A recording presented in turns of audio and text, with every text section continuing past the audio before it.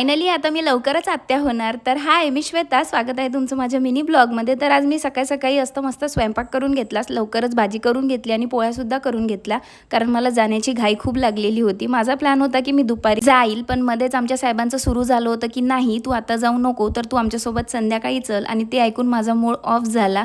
पण असो, मग मी आंघोळ केली आणि केस वॉश केले. तेव्हा काशूचं असं होतं की आई, मी तुझे केस पुसून देते. आणि मग जाता जाता मला संध्याकाळच झाली आणि मग काशूचं असं रडणं सुरू झालं. रेडी व्हायचं म्हटलं की काशू रडत असते आधी. मला माझ्यासाठी मोठा टास्क असतो माझं रेडी होण्यापेक्षा तिला रेडी करणं.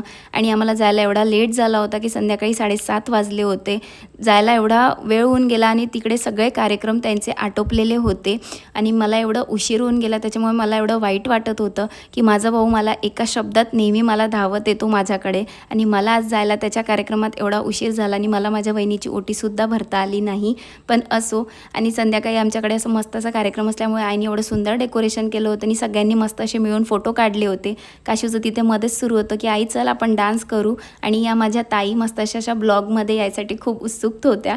आणि तिथे जेवण वगैरे सुरू झालं. आणि हा माझ्या वहिनीच्या ताईचा मुलगा खूप गोंडस होता, पण याला काशूचा खूप लाड येत होता आणि तो खूप लाड करत होता. तेवढं जेवण सुरू झालं. आई म्हणाली, मी काशूला बघते, तू जेवण कर.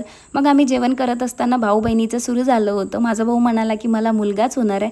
मी म्हटलं नाही, तुला मुलगीच होणार आहे, चल लाव शर्त म्हणाला. मी म्हटलं ठीक आहे. इकडे तर शर्त लागली. पण असो, हा झाला मस्ती मजाकचा पार्ट. आमच्या भावा बहिणीच्या अशाच मस्त इकडे सुरू राहतात. पण काही झालं तरी देवाचरणी एकच प्रार्थना आहे की ते बस सुखरूप होऊ दे.